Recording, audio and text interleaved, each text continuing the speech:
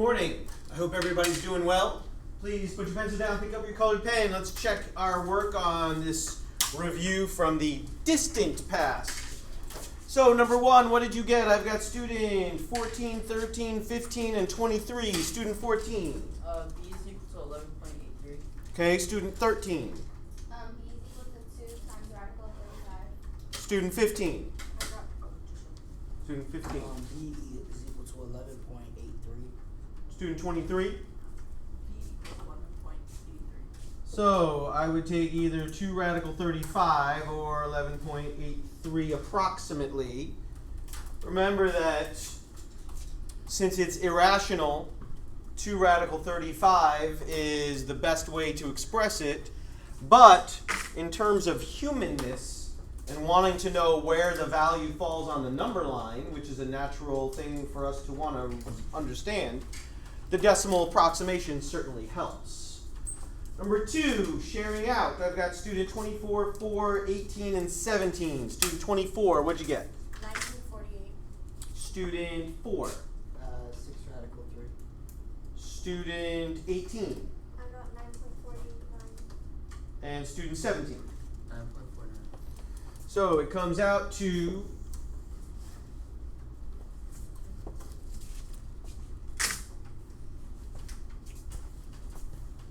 Wait, how is it radical 89?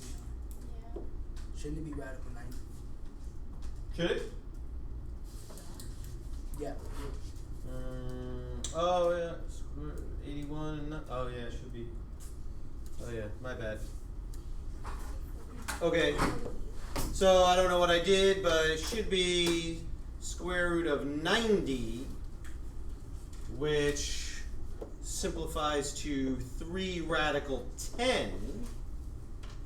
And Sean, what was the decimal approximation of that? 9.49. Approximately 9.49. My apologies, I made a mistake. Sorry about that. Hope I didn't confuse anybody. We clear on number 2? Made a mistake. That's not it. Okay. Any comments or questions or thoughts? Observations? Okay, what did I just ask you to do? Pythagorean theorem. Pythagorean theorem. So today we're going to be diving into a new idea that most of us have not been exposed to yet. What you just did sort of pertains to today at some point. We'll see who can figure out where.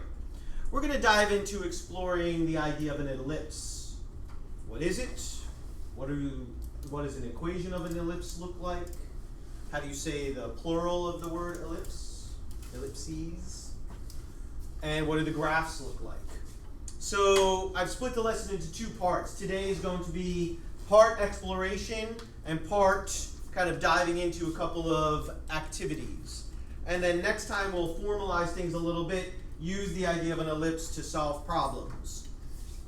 Like circles play a huge role in our physical and engineered world, ellipses also do as well. So, let's see. We're going to get set up for our first activity, but I must pause. So, our dive into ellipses is going to be 3 activities. So I'm going to go through what all 3 are, then we're going to focus on the first activity. So, here's the sequence of events for today. First, we're going to start out with an independent exploration, and I'm going to give you time to try and digest what is going on with an ellipse. And you're going to be diving in some great detail, and you've got some challenging questions to answer. I'm going to go over those in a moment. After your independent exploration time, you're going to work as a team and try and predict what each of these is going to draw. And then you're going to be checking and then actually trying to figure out more about what's going on. Okay? Lastly, you're going to have an opportunity to demonstrate how well you've started to understand, because you're going to design your own ellipse, put the details on the back. We're going to be collecting them over here on the whiteboard, and then you're going to be invited to poll somebody else's to see if they're starting to understand. I'm aware that there's a chance we won't get to the third activity, but I'm hopeful that we will. So, back to activity number 1, our exploration. So, I have provided you with a book of 2 apps. Really,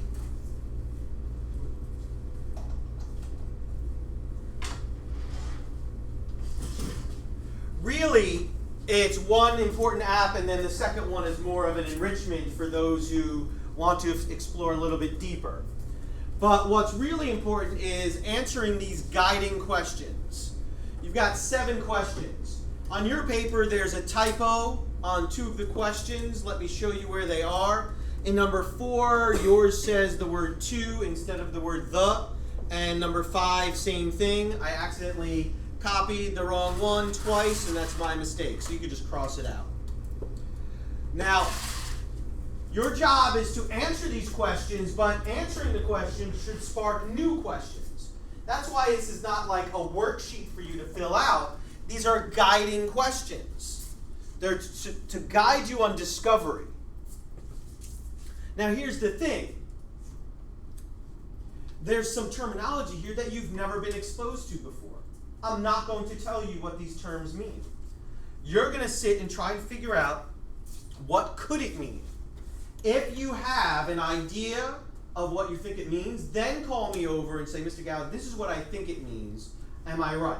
And then we'll discuss it, and I'll reveal to you what its actual meaning is, or maybe you're just right. For example, we've never talked in this classroom about a major axis. We know what an axis is, but we've never had the phrase major axis. Now, we've heard the term vertex, but have we ever used the term covertex? What could that mean? What is a vertex in the context of an ellipse? We have explored the idea of a focus. Now we have more than one. Plural of focus is foci. How can you find them? And then I have sort of not an enrichment question, but then a connecting question is, when will an ellipse turn into a circle? You need to be mindful of the idea of a circle the entire time. Okay? So, a lot to explore and figure out. Anyone have any questions so far? Okay, let me show you a little bit. So here is the app you're going to be using. So, I'm not going to show you much, but a lot of what you need is there. I did make one, I'm not going to call it a mistake, there's a limitation. So the information in the spreadsheet has something to do with locating the foci, except I couldn't figure out how to get it to go horizontally and then vertically. So it kind of gets messed up if the ellipse goes vertically. So I apologize for that. So here's what I'm going to say.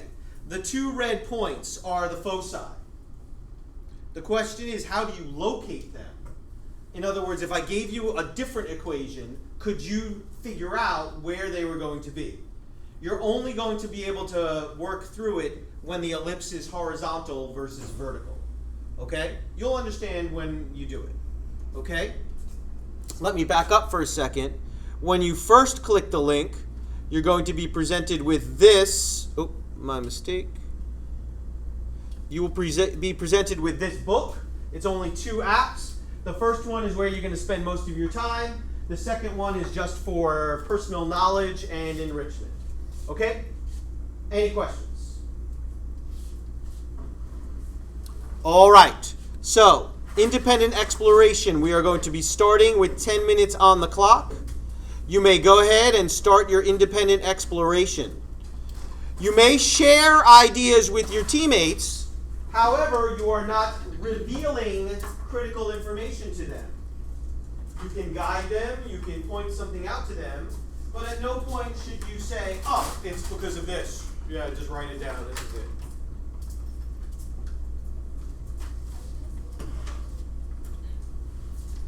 Did have an issue where the app was blocked on a few people's computers. I have no idea why.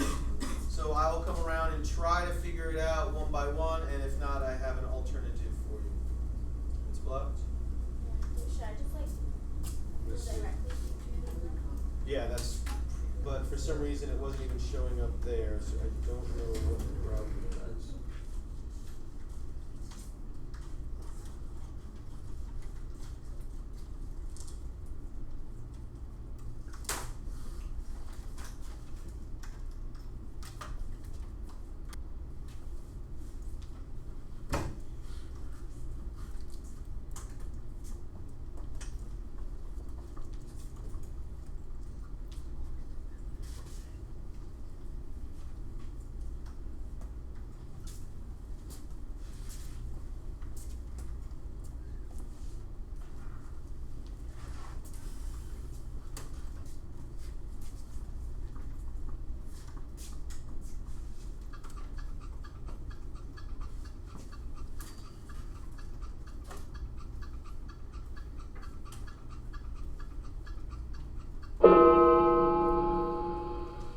All right.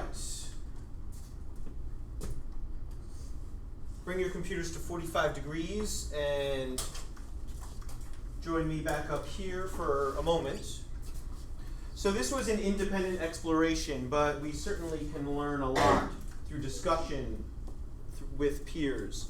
So the questions themselves are challenging to answer, and then there's also this terminology. So here's what I would like you to do. I'm going to give you 2 minutes to team talk. And let's first make sure we have a good understanding of what a major axis is, what a vertex, and what a co-vertex are. If you and your teammates are completely lost, that's okay. It's not obvious, it's not super simple, so don't stress about it, but then I need to intervene and help you guys out. But I suspect that many of you have figured it out already, okay? If you can figure out those 3 terms, then talk about the questions 1 through 3. How do you write an equation of an ellipse? And then when will it be vertical and when will it be horizontal? All right? So you know what, instead of 2 minutes, I'll put 3 minutes on the clock and go. Team talk it.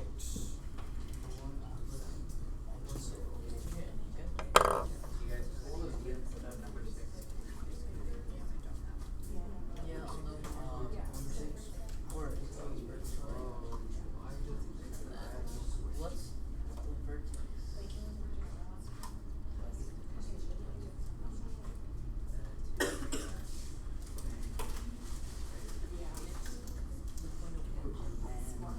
What's that? Then what would be the cosines?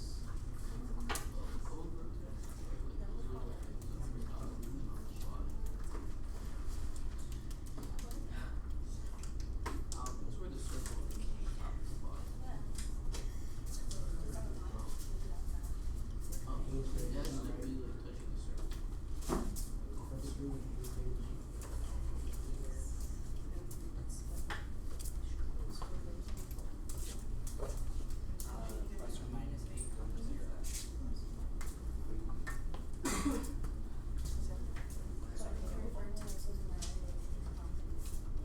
Unless E is computer. That's the What is the vertex of the ellipse?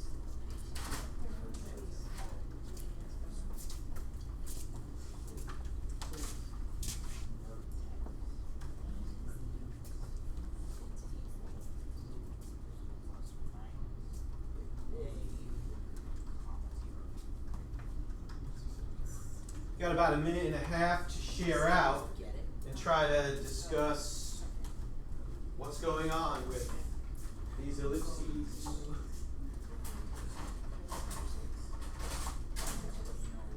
You write the equation by the horizontal is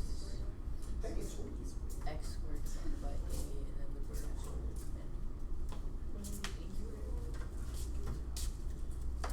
and horizontal y squared divided by a squared.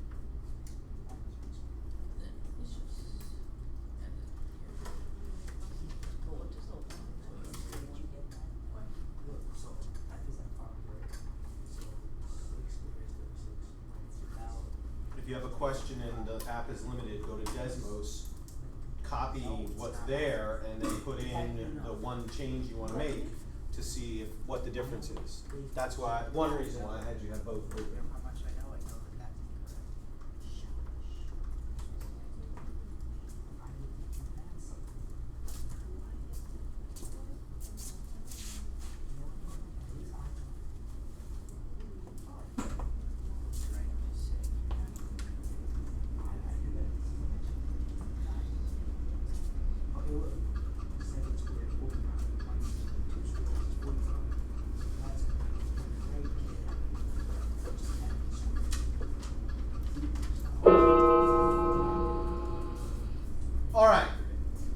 If you would bring your computers to 45 degrees again, please. And we're going to come back together for just a couple minutes. So, I don't really want to give answers. I don't really want to sit here with you and go, okay, what's the answer to question number 1 and share out. It's not really the idea behind inquiry and discovery. So, but I also don't want you moving forward if you have a misunderstanding about something. And there certainly are plenty of opportunities to misunderstand something. I have myself already kind of flip-flopped and I thought I understood something and then I realized that I had been making a mistake and then I revised my own thinking. But that's part of the point, is that you will actually figure out whether or not you've got it down pat. So, what I'm going to say at this point is, does anyone need any clarification on anything from these guiding questions? Anything at all? Go ahead. What is the covertex? Yeah. The covertex. Oh, that's Okay, so give me a thumbs up if you think you have figured it out. I've got just a couple of people. Good. So I'm not going to tell you the answers, but I'm going to guide a little bit. And I'm going to do it with some rough sketches, okay? So, let's start. Where's the vertex? bottommost point. Say that again so everyone can hear you. The bottommost point. The bottommost point, okay. And what shape is this? Oh, it's a parabola. A parabola. Where's the vertex? The highest point. The highest point. And this is going to be a little bit harder for me, but where's the vertex now? The leftmost point. The leftmost point, okay. So now a parabola is going to keep going on, but let's pretend that it didn't and it just kind of started going a little bit straighter and then curved around, right? So again, I'm going to do a very rough sketch, not very good at all. But if you relate this to what I just drew, we've got leftmost point, rightmost point. So we've got a vertex and a vertex. So we got 2 of them. Where would the co-vertex be? You pointed out that depending on which way the parabola is facing, we've got a lowest point, a highest point, a leftmost point. I didn't draw one of them. What would be the next one? Rightmost point. Oh, okay. So we got 4 different possibilities, and now we've got an ellipse. So see if you can deduce what a vertex would have to be and what a co-vertex would have to be based on this. There are 2 people in the room who, or maybe 2 or 3 people who thought they understood it. Maybe this verified it for them, and you can share with your teammates at this point. All right? Any other questions or curiosities that need clarification? Have we figured out major axis versus minor axis? I didn't even put minor axis up here, but there's a minor axis. For major axis, would it be, since an ellipse is an occurrence, would it be the longest axis? Good. All right, so now, this was the independent. Now we're going to move to the explicit team activity. And your computer must stay at 45 degrees. So here is your task as a team. You gotta look up here, I'm sorry. What shape will each of the following equations produce? What shape?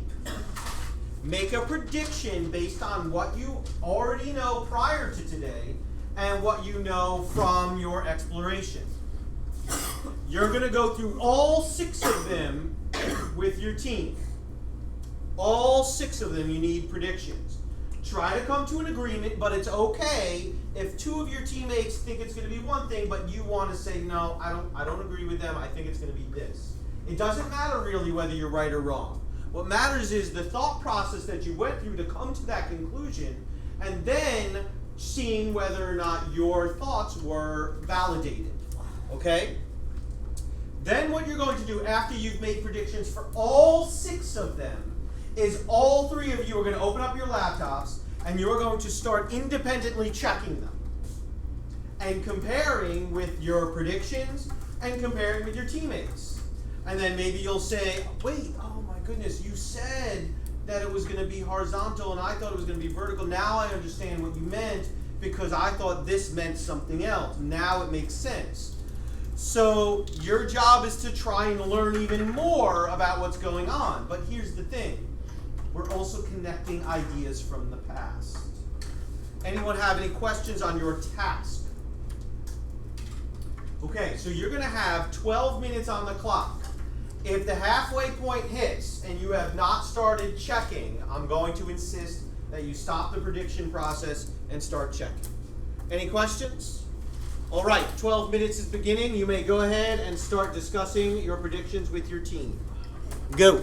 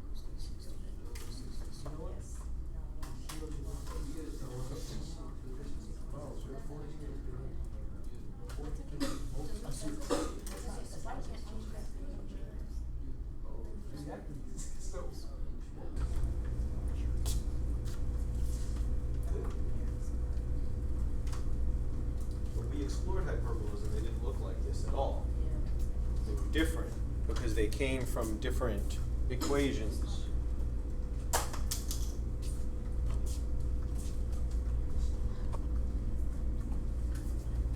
But I didn't know that the vertex and the asymptote form are right triangles. Vertex and what? The asymptote form are right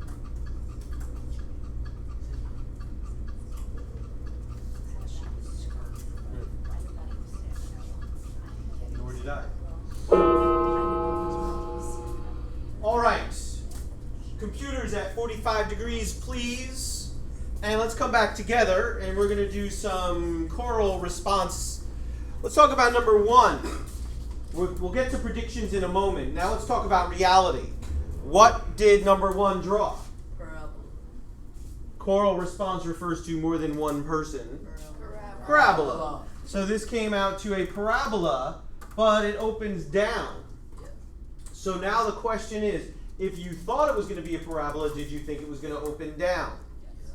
Do you know where the focus is of the parabola? Don't answer, but think about it. That's something we studied. Each parabola has a focus, and there's a way to get it from the equation. Okay? So we'll come back to that one in a moment. Number two, what does that one what does that draw? A circle. Ah, it's a circle. Did you predict a circle, or did you predict something else? See, that's interesting. I found that very interesting that a lot of my students did predict a circle. So I want to jump to number 4. What did number 4 draw? An ellipse. And it's vertical. Is that what you predicted? No? Okay. So some people did and some people didn't. So I thought it was curious. In another class, I had a lot of students that did predict circle on number 2 and not on number 4. And I was curious as to why you would predict it on number 2 but not on number 4. What told you one thing versus another? So let's dive a little bit deeper into this, and then we're going to get to the other ones, okay?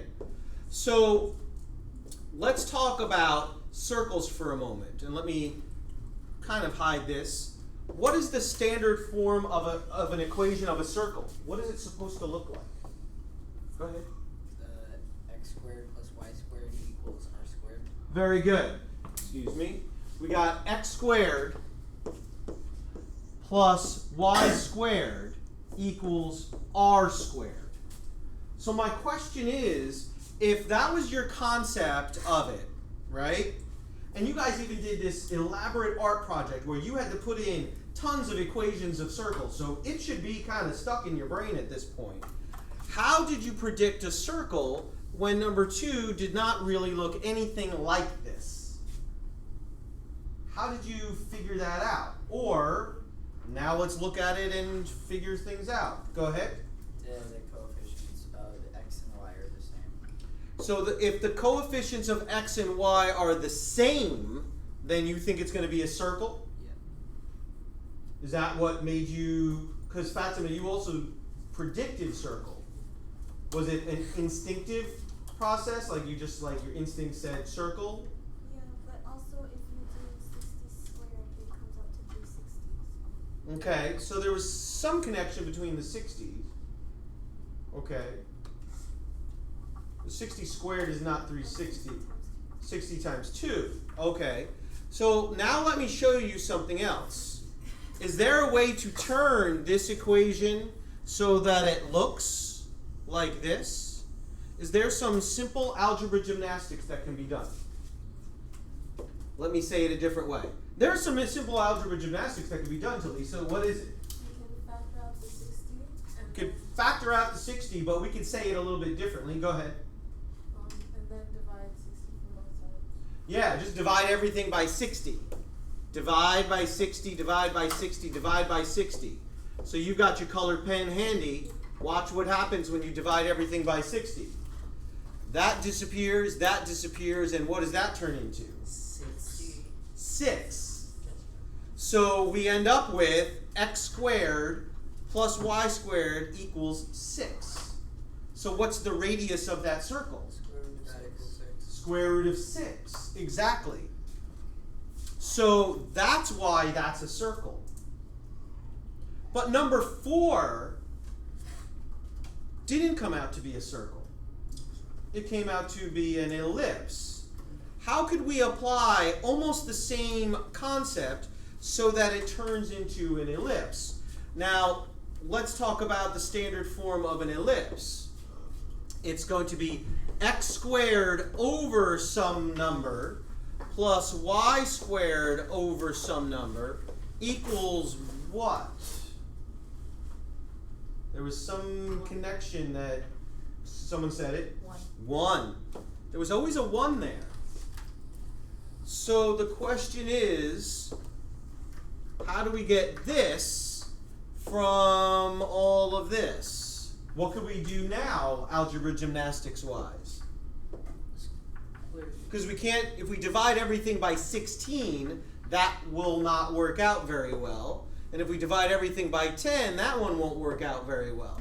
What could we do? Go ahead, Matthew. Divide everything by 160. Let's see what happens if we do that. Divide everything by 160.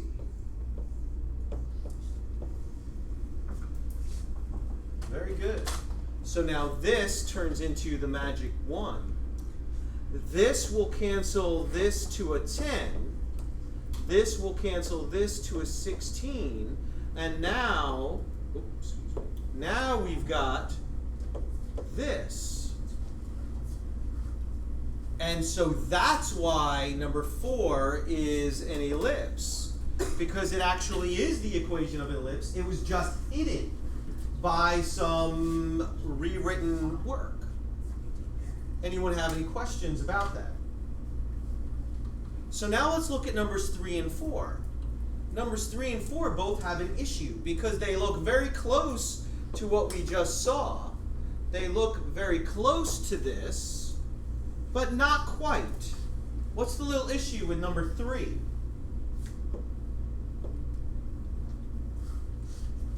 No light bulbs? Go ahead, Jakar.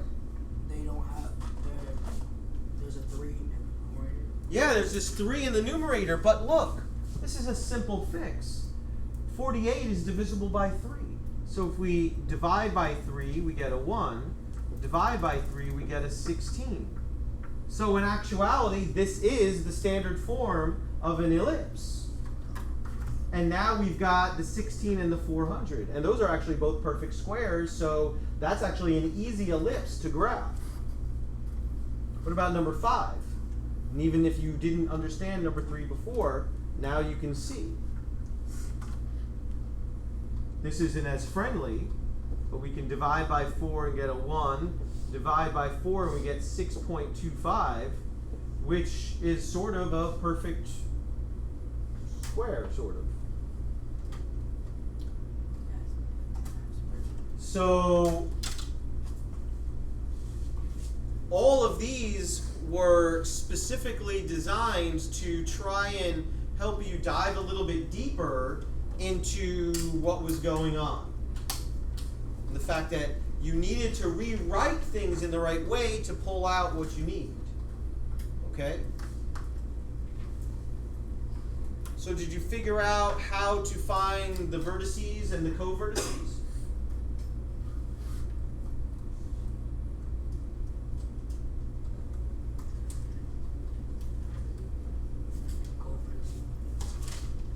Let's go back to the app.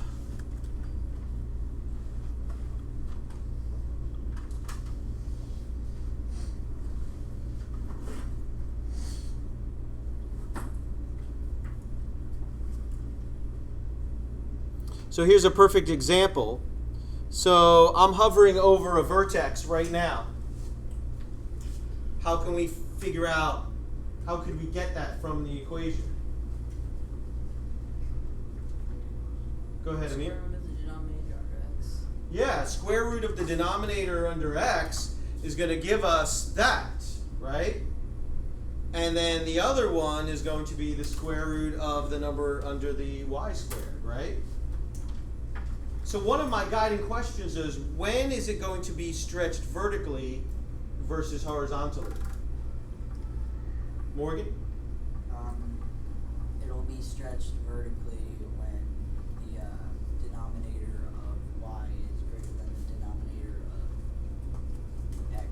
That's right. And so Matthew, that's what my expectation was, that you would deduce, and this is where my foci get messed up, but if we make the denominator of the y squared larger than the denominator of the x squared, now that becomes the major axis, as Sarah had pointed out earlier, and the minor axis is going to be horizontal.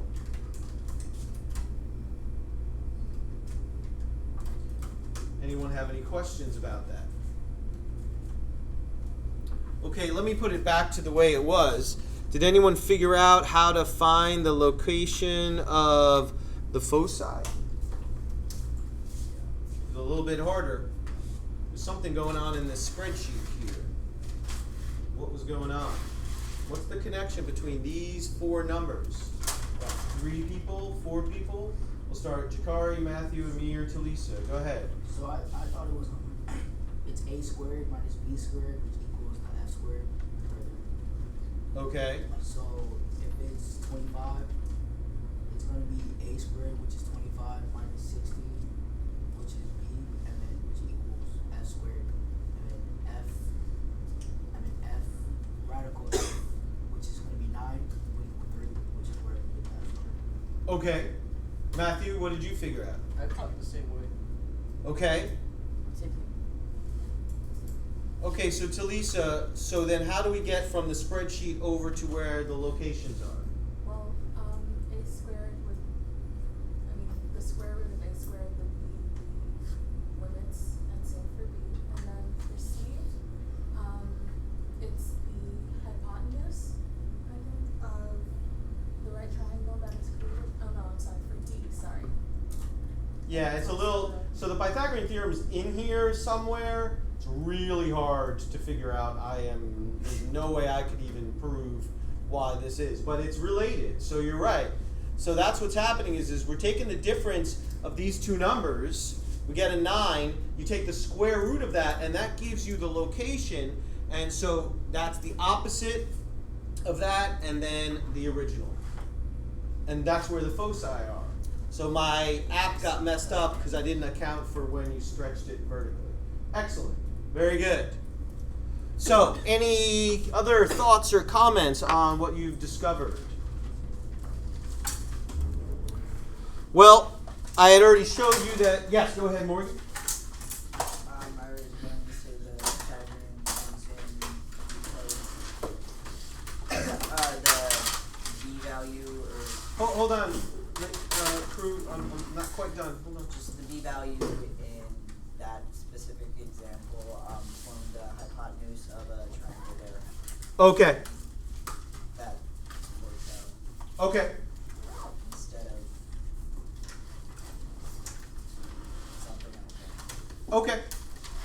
All right. So we're going to forgo this activity, and that's okay. So your homework is in Canvas already, although I think you need a little bit more instruction.